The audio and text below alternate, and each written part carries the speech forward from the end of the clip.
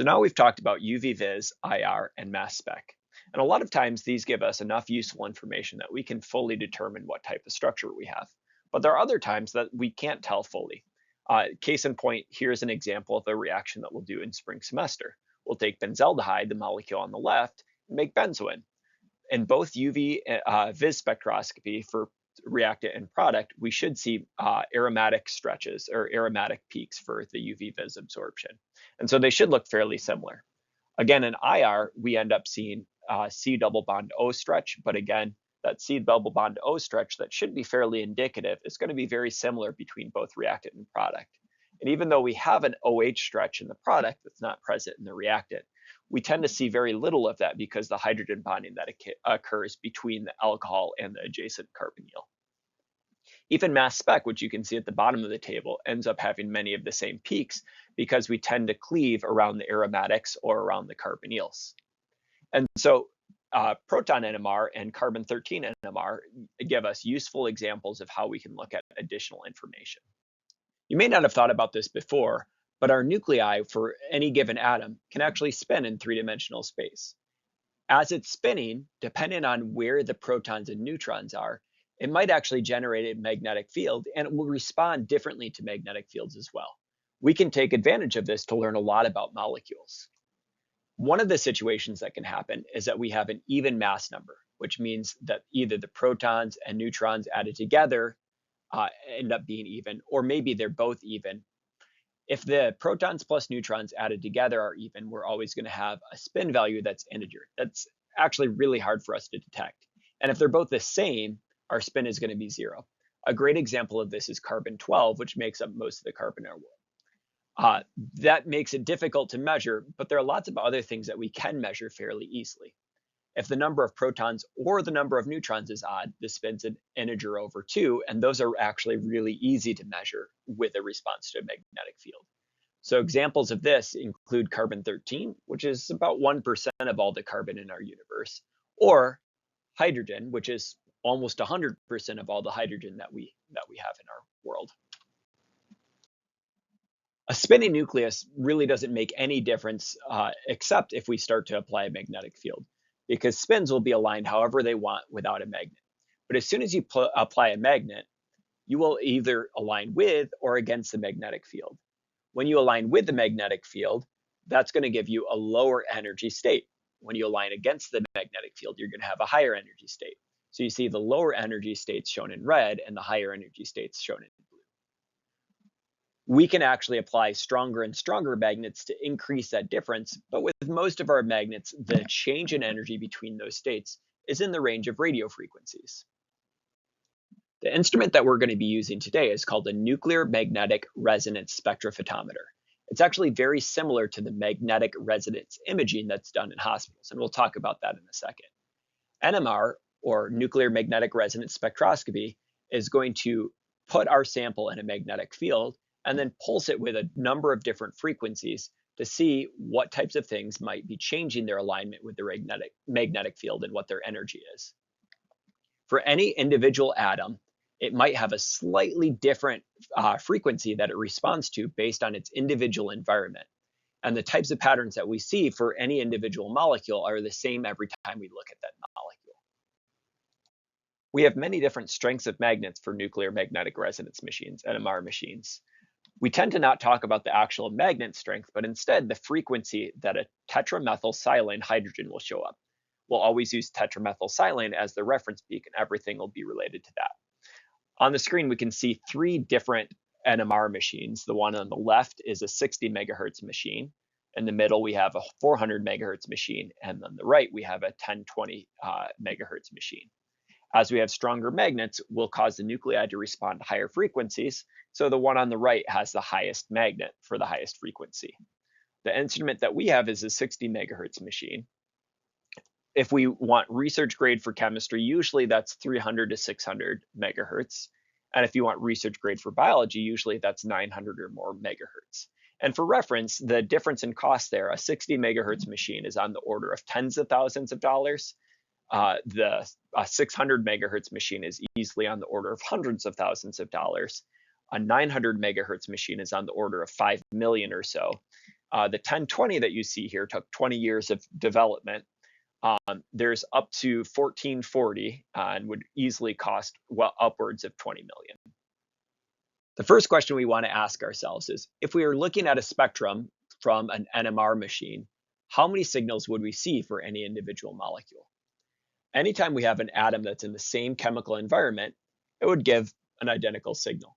So one example of that we see at the top molecule. We have 3 things on the top of the molecule that are all labeled HA and 3 things in the bottom that are all labeled HA.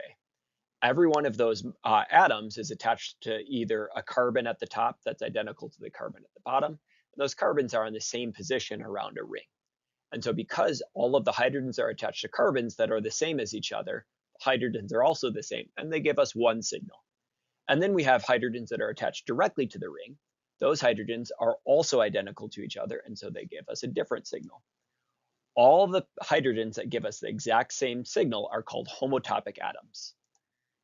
Anytime we have atoms that feel distinct chemical environments give us distinct signals. So we see that HA all gives us the same signal and HB gives us the same signal.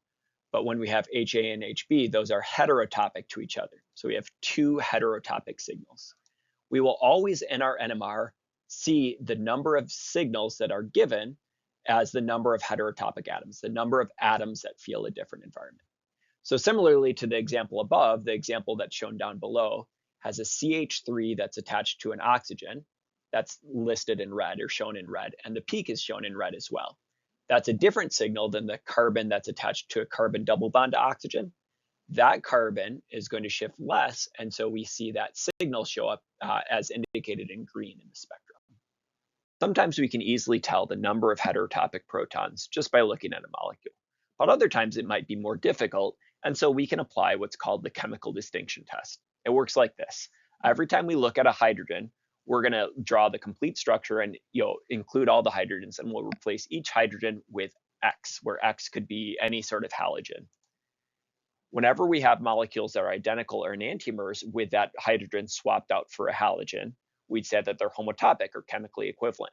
It should be fairly easy to tell if we can name those molecules. Anything with the same name, it's the same molecule.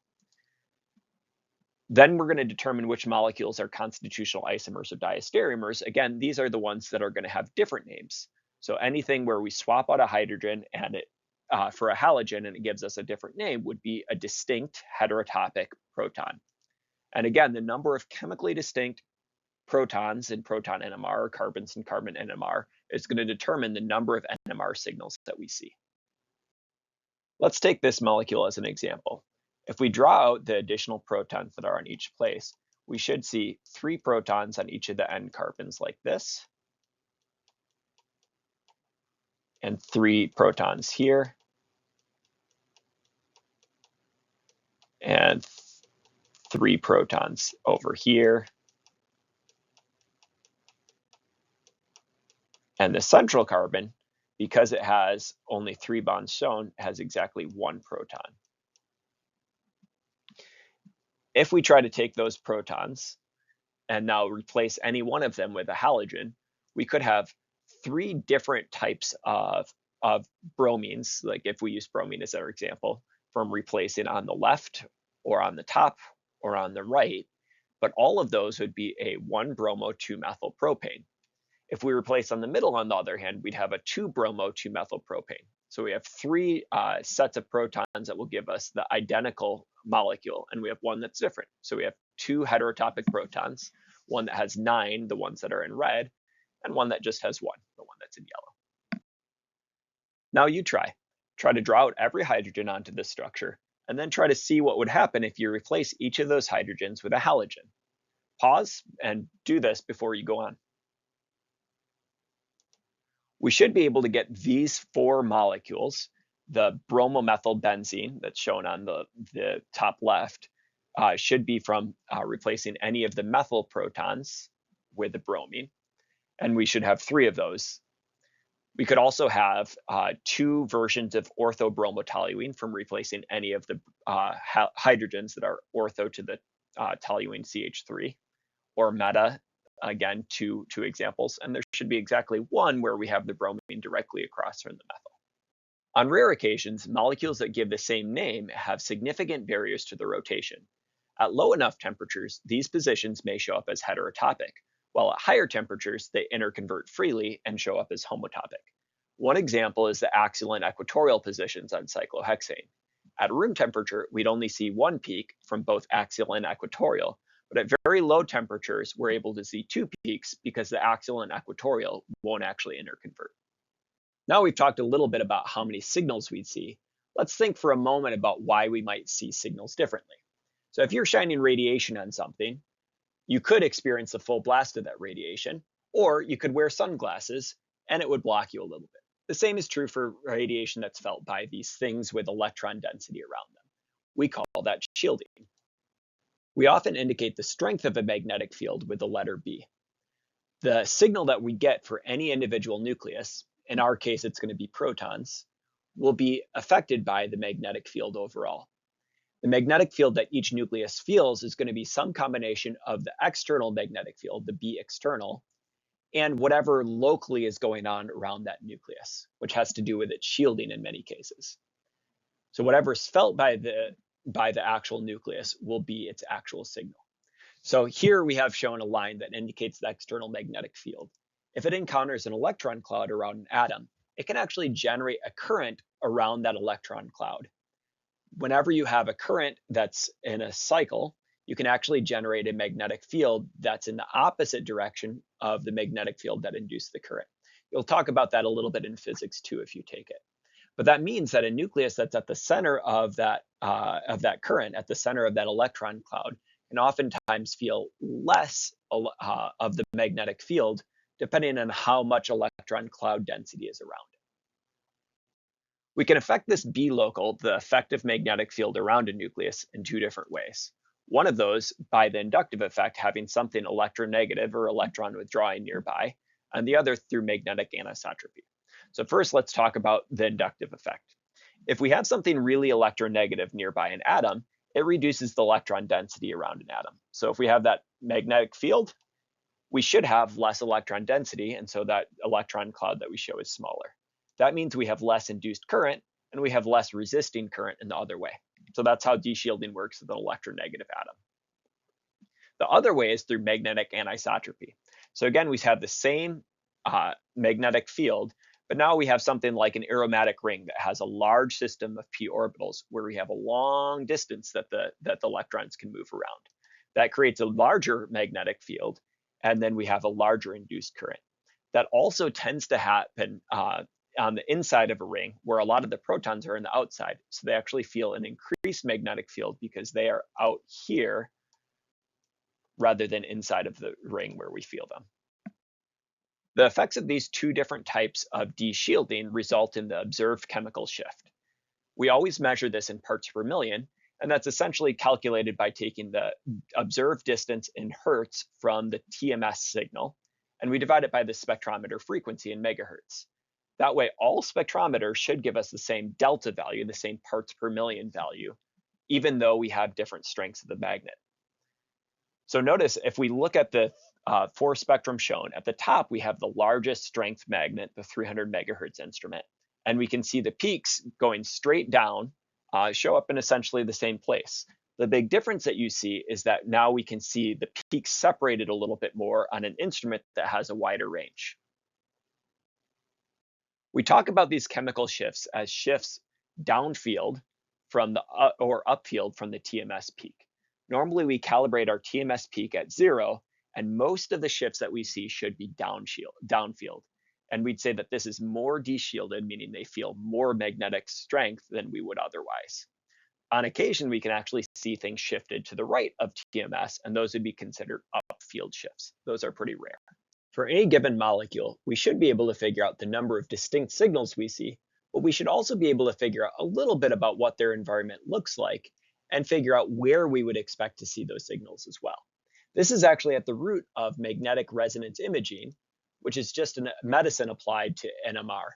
So for example, our fatty acids either show up as saturated for most of the carbons or allylic with protons right next to double bonds. And those two types of peaks tell us about what parts of our body, as we look at an MRI, are made up of fat.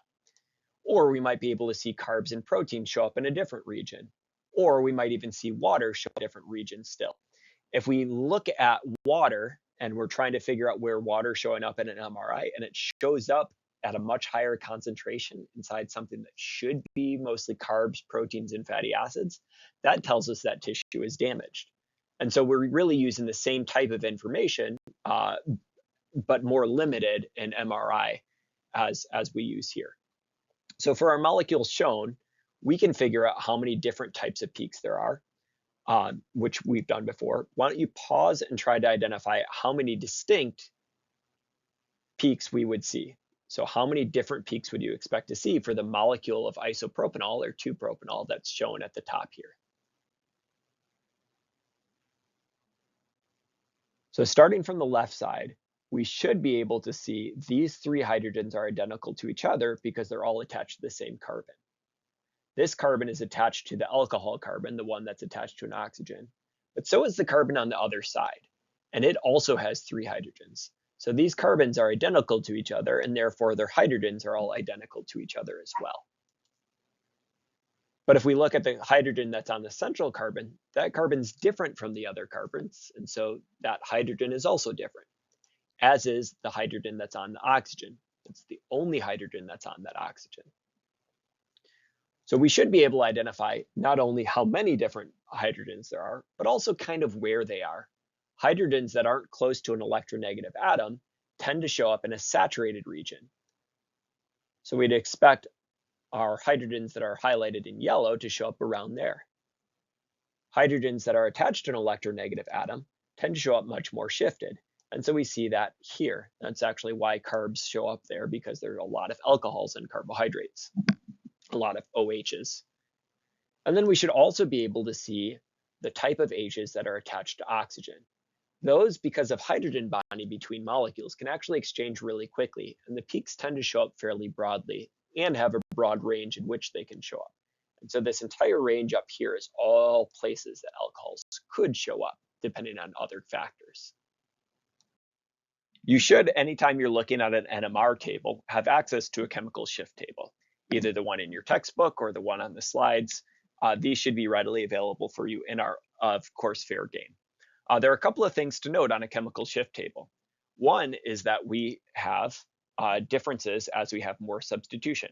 If we have a hydrogen that's attached to a carbon that's attached to just one carbon, as you can see in number 2 at the top of this trend, highlighted in red, we would see a moderate shift. We see that shift increase as we add more carbons around. So more substitution equals more shift. Another factor that I want to point out is the effect of an electronegative atom. We know that those are electron withdrawing, and so we should end up with more shift, but we can see that shift in a couple of different ways. So if we have a bromine is less electronegative than a chlorine, which is less electronegative than an oxygen. And so as we move more electronegative, we see that shift from induction move much higher. I also wanted to point out that when we have OH or NH, those bonds are held loosely. The NH bond can hydrogen bond with other nitrogens. The OH bond can hydrogen bond with other oxygens. And so we tend to see these peaks as very broad, and we tend to see these over a wide range. And finally, there are 2 things that are just carbons, but are shifted way more than just the straight alkane-based carbons.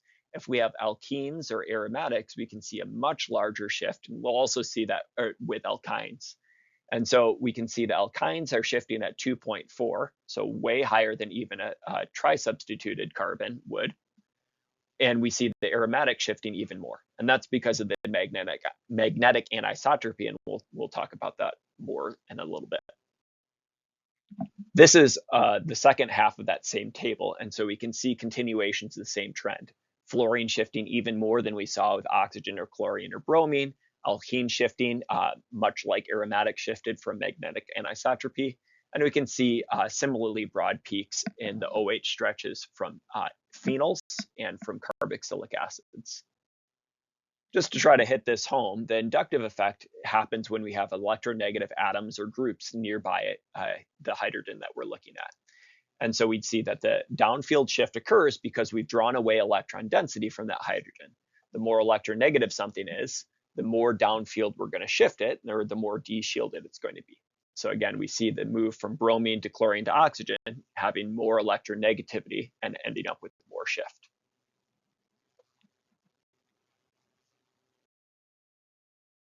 So the second factor that moves things like aromatics downfield is the magnetic anisotropy. When we have a large shift in aromatics, it's because we have a large p orbital in aromatics that allow us to move electrons around and generate a very large opposing magnetic field in the center, but there are no protons there. And so instead, we see the increased magnetic field on the outside, resulting in a very large shift.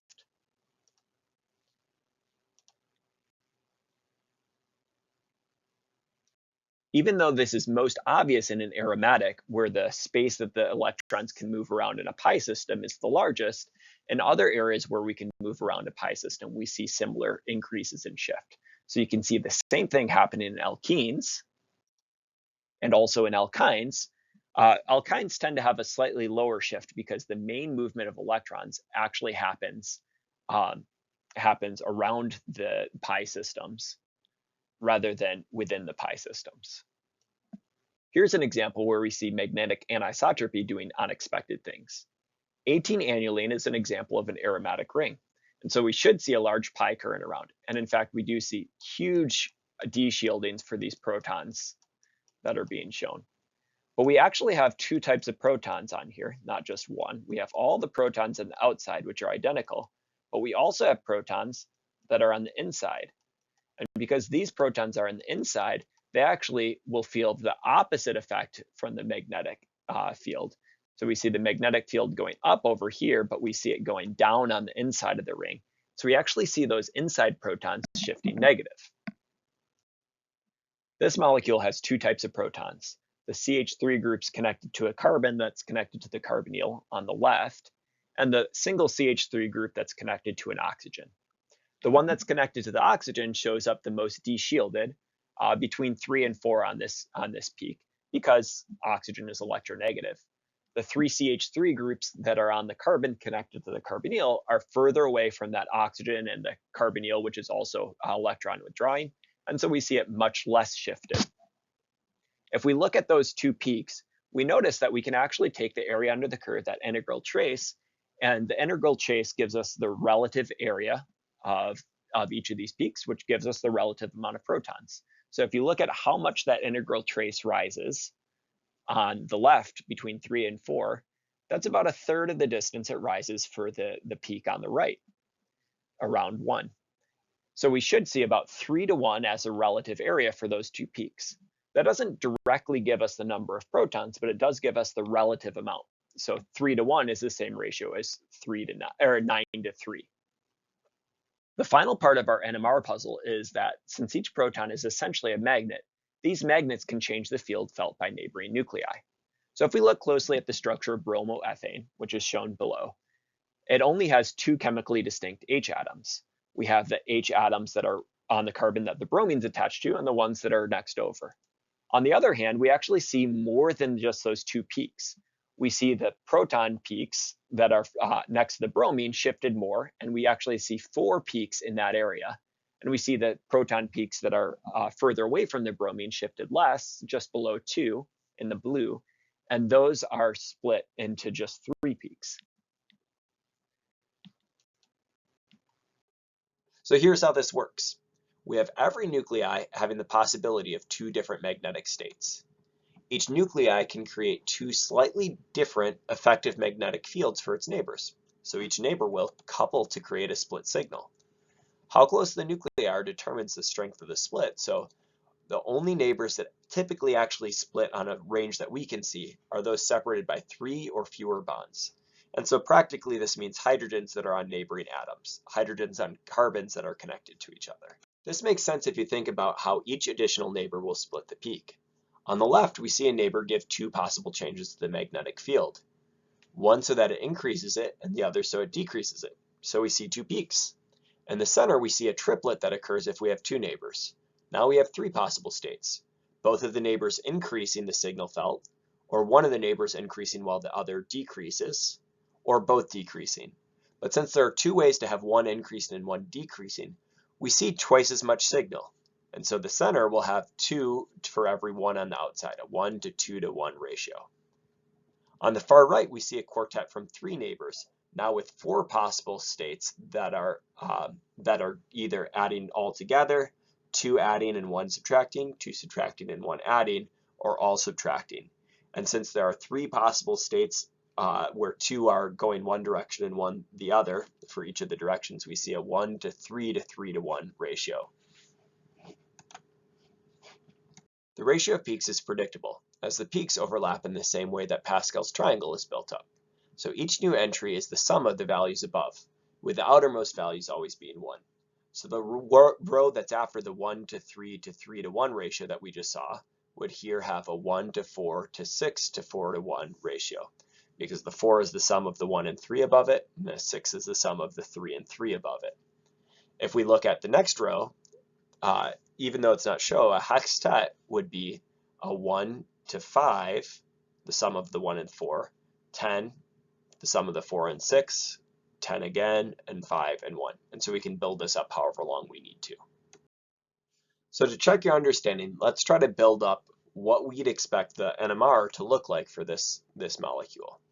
First, we start off by trying to identify how many heterotopic protons. Pause and try to identify for yourself how many there'd be.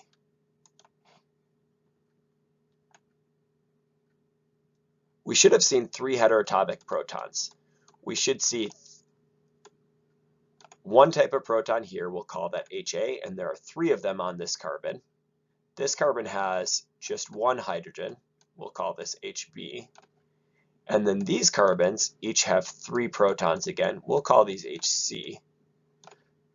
But both of these carbons are identical to each other, and so both of these sets of hydrogens are identical as well. Now that we've identified what number of distinct hydrogens there are, or how many heterotopic protons, try to identify which things will shift the most. HA, HB, or HC, which would shift the most? If we look at the different protons here, HA is connected directly to an oxygen, but it also has hydrogens attached to it. HB is also attached to the same oxygen, but it has the more electronegative carbons instead of hydrogens. So HB should be the most shifted because it has the most electronegative things attached to it. After that, we'd expect HA, and then HC should be the least shifted. So we should see HB show up the most downfield from 0 parts per million, our reference peak. And then after that, HA and HC should show up the most upfield. The last part of what we've talked about so far is what type of splitting would we expect. So we're looking for protons that are within 3 bonds of each other. So if we think about HB, HB is 1 bond to this carbon that it's attached to, another bond gets us to another carbon, and then a third bond gets us to any of the HCs. So HB should be split by those 6 HCs, and we should see a heptet or a septet. 7 different peaks, because 6 peaks will split, or 6 neighbors will split us into 7 peaks. If we look at HA, HA doesn't have any neighbors other than itself that are within 3 bonds, and so we should see a singlet for HA.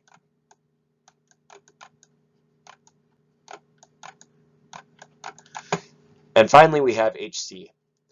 HC should only be split by HB.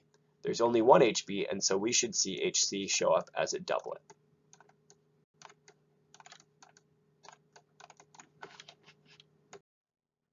In some cases, it actually looks like the N+1 rule is violated. So take this example of ethanamine. Ethanamine has 3 peaks, one for the NH group, the next one to the right is from the CH2 group, and the farthest right is from the CH3 group.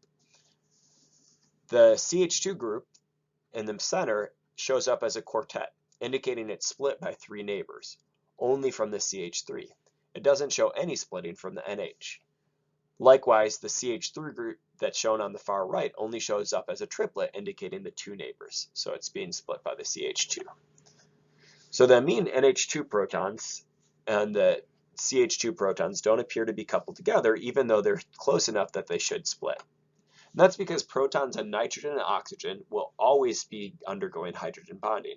And because they can hop from one nitrogen to another, we don't actually see good splits. The same reason that they're broad is the reason they don't split neighbors. That's something to look out for. If you do want to remove the nitrogen peaks, if you want to see how many are coming from NH or OH, you can actually do that using deuterated solvents that can exchange. Then you end up with a deuterium, which is not active in NMR. So we could use like D2O instead of H2O as a solvent, and we see that disappear. Again, the hydrogen bonding is always faster than NMR acquisition, so we're always going to see an average singlet for things that are in the NH or OH range, and we'll also see an average for those not splitting any more than the other peaks would already be split. We had talked before about how all the shifts should end up being exactly the same no matter the strength of the instrument. That's actually a little bit different than what we see when we're talking about the splits. The splits are caused by nuclear magnets, and the nuclear magnet always has the same strength. And so no matter what the external magnetic field, the frequency difference between peaks of a split signal, which we call the coupling constant and indicate with J, remains unchanged. And so if we're looking at a 1 Hertz split, that 1 Hertz makes up a much larger portion of the 60 megahertz machine's signal compared to the 1 Hertz and a 600 megahertz machine.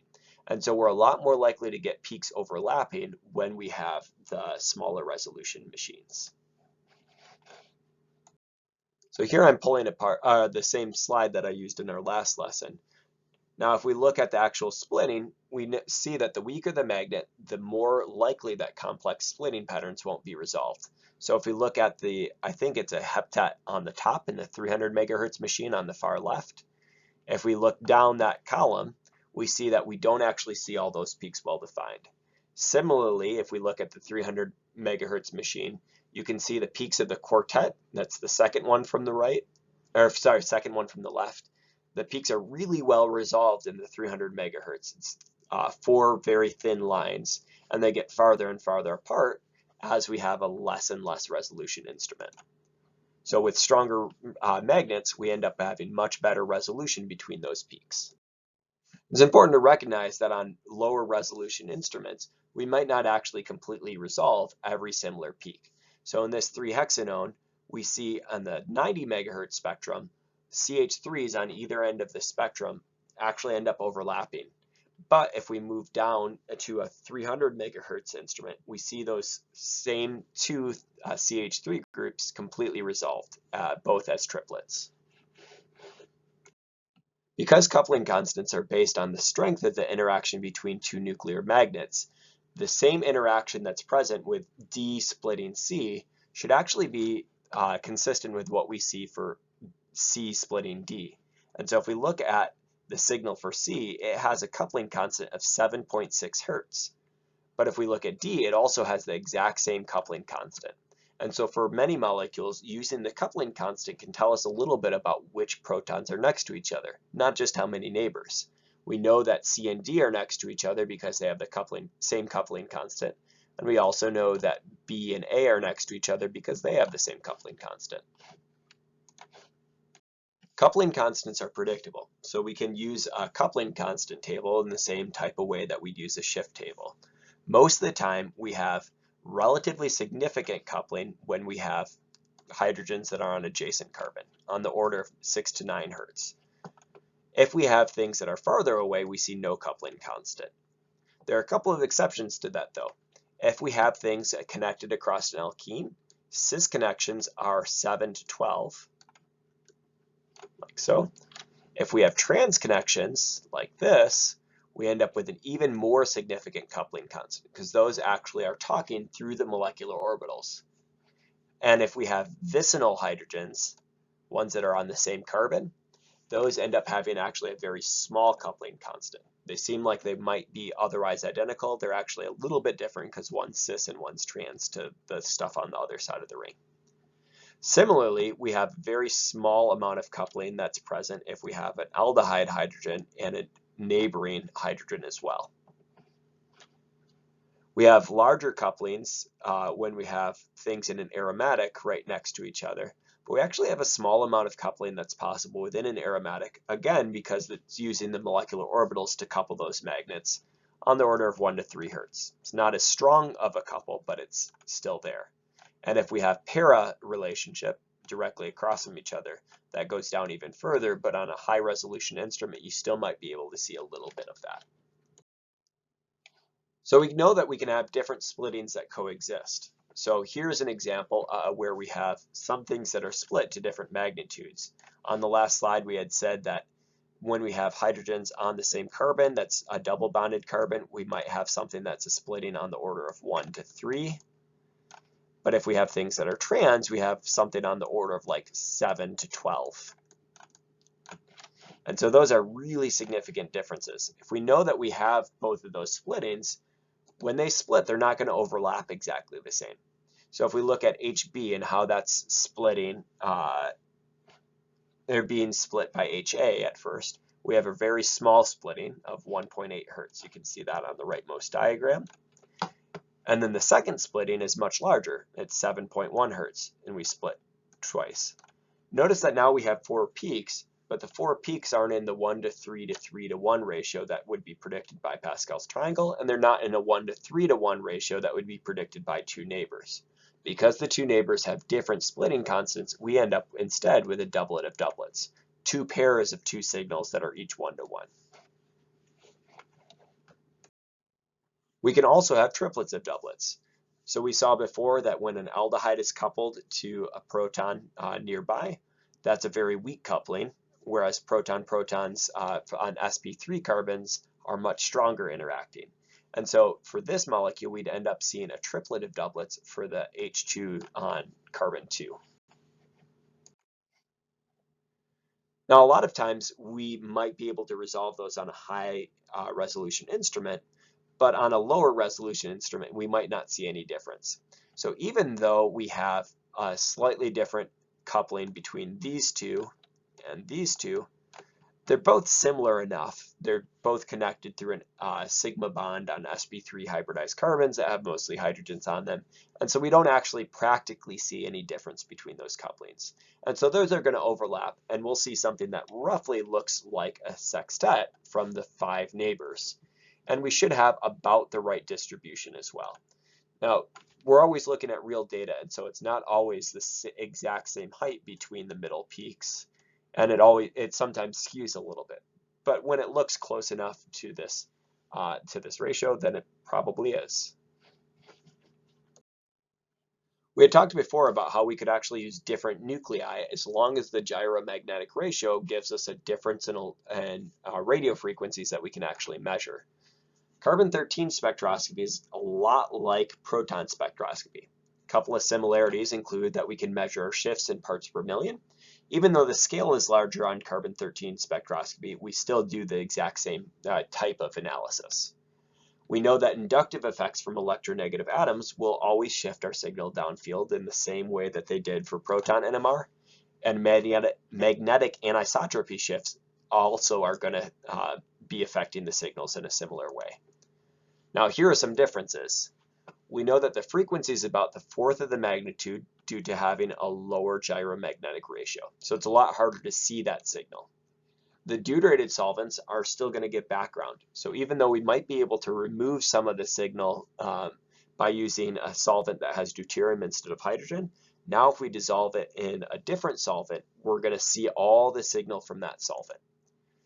And carbon-13 is only 1.1% of the carbon that we actually see. So that means that normally our magnets aren't next to another magnets. They're only next to another magnets about 1/10,000th of the time. And so that means that we don't typically have any splitting, and we don't typically have good integration. We also, because we have less signal, tend to have a lot of noise in our spectrum. And so we take lots and lots of measurements to try to reduce that. In theory, we could still see splitting from protons because the protons are magnets just like the carbon-13s are magnets. But that makes our spectra actually really complex, and for simplicity, we typically decouple the carbon-13 spectrum to remove the splitting. We essentially saturate all the magnets that are protons so that all the magnets are in the one state, and so that way we'll only see one peak for the carbon-13 spectra. There are shift tables in your textbook just for carbon-13 NMR, just like there are for proton NMR. So this is table 16-4, and we see the same types of changes. When we go from having one carbon attached to having more carbons attached, we see more shift. When we go from having something that's less electronegative to something that's more electronegative, we see more shift. We see kind of mild shifts on the carbons that are part of alkynes. We see more significant shifts from the alkenes because of the locations of those carbons in the direction of the magnetic field. And we also see relatively significant shifts from magnetic anisotropy around aromatics as well. There are other special forms of spectroscopy. One of these is called distortionless enhancement by polarization transfer, or DEPT spectroscopy. We can use different pulse signals to determine what types of hydrogen connectivities we have. So in DEPT spectrum, we might pulse at 90 degrees. So that's a phasing argument about what phasing we're putting for the radio frequencies. Or we might pulse at 135 degrees, or we might have just a normal spectrum. A normal spectrum shows all the carbon peaks straight up. In a DEPT 90 spectrum, we only see the CH signals. So that tells us right away which carbons only have one hydrogen attached. And on the DEPT 135, we end up having the CH or CH3 signals appear positive, and we end up with CH2 signals appearing negative. And so by taking DEPT 90 and DEPT 135 together, we know how many hydrogens are associated with every carbon peak. Now we've gone through 2 lessons on NMR. From the first lesson, we should have a general idea of how NMR works. We should be able to identify the number of NMR signals given off by a certain molecule. We should be able to use a shift table to identify approximate locations of the shifts. And we should be able to explain in general terms what's going on. Why are things more shifted? Why are they less shifted? Now, after this lesson, we should be able to predict peak area based on structure. So if you have more protons, we'd expect more peak area. And we should be able to predict splitting based on structure. If we have n neighbors, we should have n+1 peaks. And we should also be able to predict coupling constants given the structure using a table for that. Now, if we think about how we're actually going to use this most of the time we're using this to try to figure out what the structure of a molecule is. So the H1 NMR gives us a lot of information about how many different types of hydrogens there are from the total number of signals. It tells us the relative number from the integration.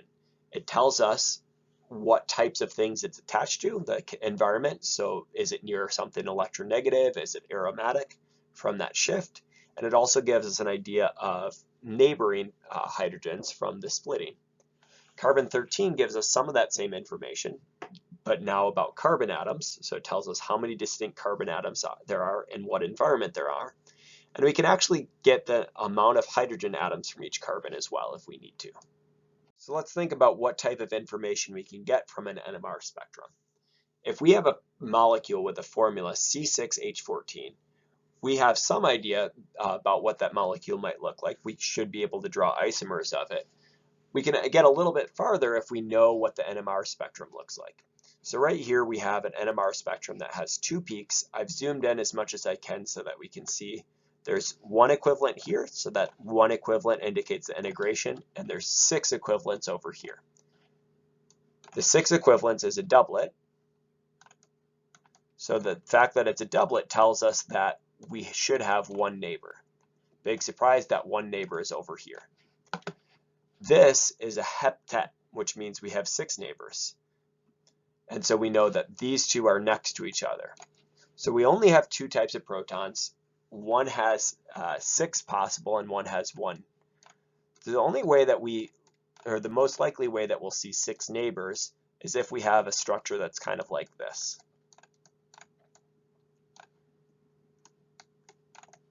This proton that's between these 2 other carbons, or this on a carbon between 2 other carbons, will be split by the hydrogens on each of those. We would expect to see it split 6 times because there's 3 on each carbon for a total of 6. And we should expect it to have an integration of 1 if there's only 1 proton here. Similarly, we would expect all of the hydrogens on the outside to have doublets because they're split only by this hydrogen. So that works, but we only have 3 carbons. And so we'd have the other molecule would have to be completely symmetric. Notice that we have these 2 hydrogens right here and right here that are giving us those heptets. They don't actually split each other because they are identical, in the same way that none of the hydrogens on this carbon split each other either. So this is the source of this. This molecule is the source of this structure.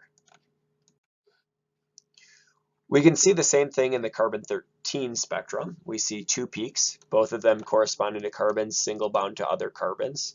And those 2 peaks are relatively unshifted. We know then that this structure that we drew on the last page should also work. We have essentially 2 isopropyl groups tied together. Each of those isopropyl groups has 2 carbons, 2 types of carbons. The ones that are on the end, the CH3 groups, and then we have the CH groups that are in the center. These 2 are the same, and the other 4 are the same as well.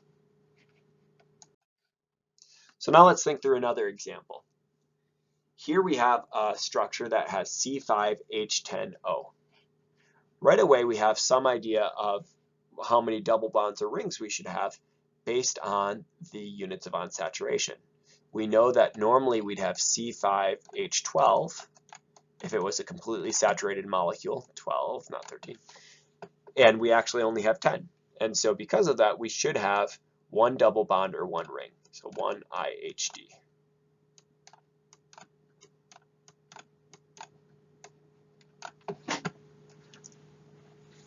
We also know that we have 6 equivalents of one type of proton, 3 equivalents of another, and 1 equivalent of a last. And we also know that the 3 equivalents has no neighbors.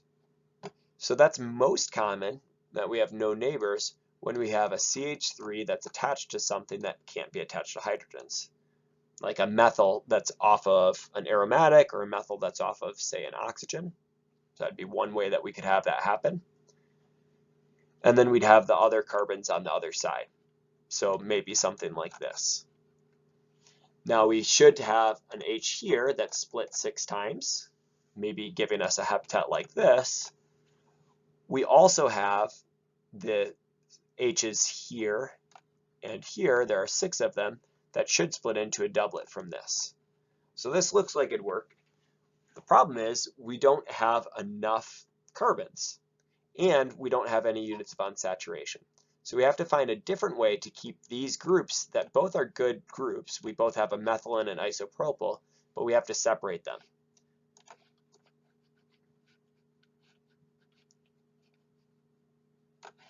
So we know that we have 1 unit of unsaturation. We know that we are missing a carbon. If we separated them by a carbon with a double bond to oxygen, that could give us our 1 unit of unsaturation. And then we'd have the CH3 here representing the 3 equivalents of that singlet. As long as we don't have a hydrogen directly on this carbon, that prevents it from splitting at all. And then we have the isopropyl over here with a hydrogen that represents this heptet, or the heptet represents that hydrogen, and these other 2 sets of 3 hydrogens represented by the 6 equivalents doublet split by the 1 neighbor. This is the carbon-13 spectrum for the same molecule, so we can use this to check our work.